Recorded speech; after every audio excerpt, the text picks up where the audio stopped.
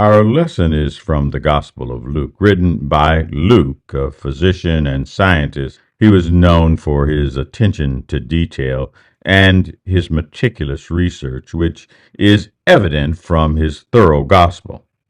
Jesus is here teaching about true righteousness, the importance of inner transformation, and the danger of superficial religiosity. During the time of Jesus, the Jewish society was heavily influenced by religious tradition and laws. The Pharisees and teachers of the law held a prominent place in society. They were known for their strict adherence to the Mosaic law and their outward display of piety. However, underneath their appearances, not all of them practiced the values that they preached and that were contained in the law. In this passage, Jesus is invited to dinner at the home of a Pharisee. The Pharisees were a part of the religious elite who meticulously followed the external rituals but often neglected the heavier matters of the heart. As Jesus reclined at the table, he noted that the Pharisee was surprised that he did not wash his hands before the meal, engage in the ritual washing that they did. But this provided Jesus with an opportunity to address not only the societal superficial focus on outward cleanliness and ritual, but also the deeper issue of inward transformation. Jesus was drawing attention to the fact that true righteousness goes beyond mere appearance. He wasn't condemning the practice of hand washing or adhering to rituals, but rather he was emphasizing that a clean heart and genuine intentions are more important for a man's salvation.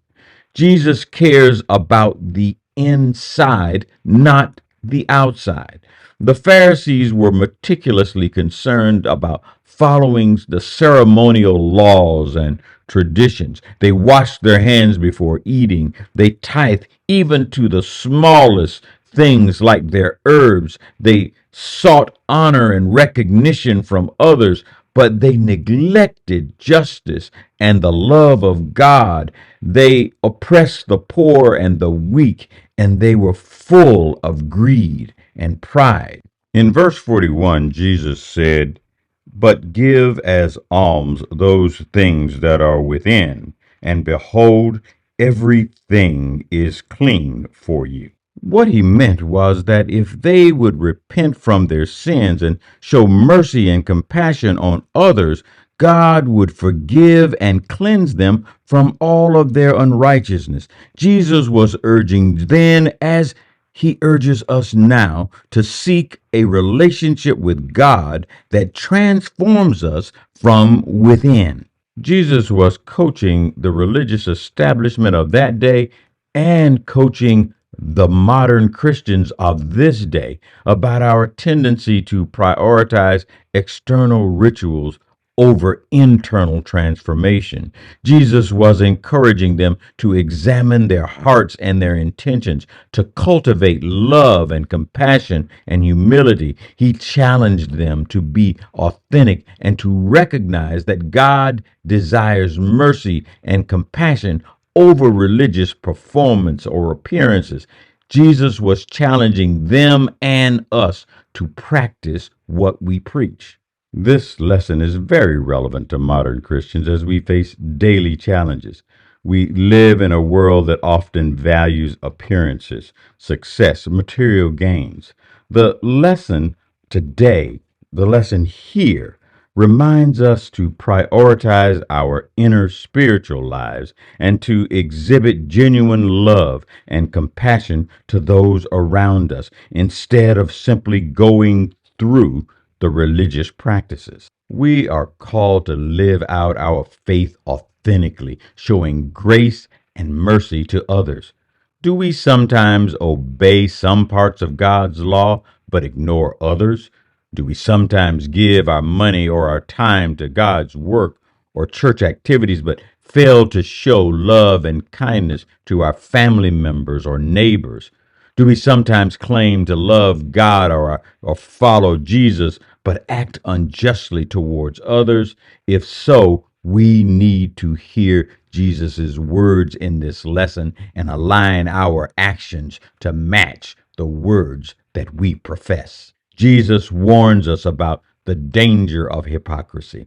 The Pharisees were too fond of receiving unmerited honor and praise from others. They were spiritually dead inside, even though they looked alive outside. They were like a tomb that had been whitewashed on the outside, but was full of bones and decay on the inside. Hypocrites. Do we sometimes pretend to be something we are not? Do we sometimes put a mask on to show and impress others, but we're hiding our faults and our weaknesses? Just as Jesus challenged the Pharisees to focus on the inner righteousness, we too should strive for a genuine relationship with God that leads to a life filled with love, compassion, and authenticity. Our faith is not a mere set of external behaviors that we check off the list. Our faith should transform us from within, making our journey one that we feel, one that spreads God's love to everyone. That's the lesson for this week. Have a great week.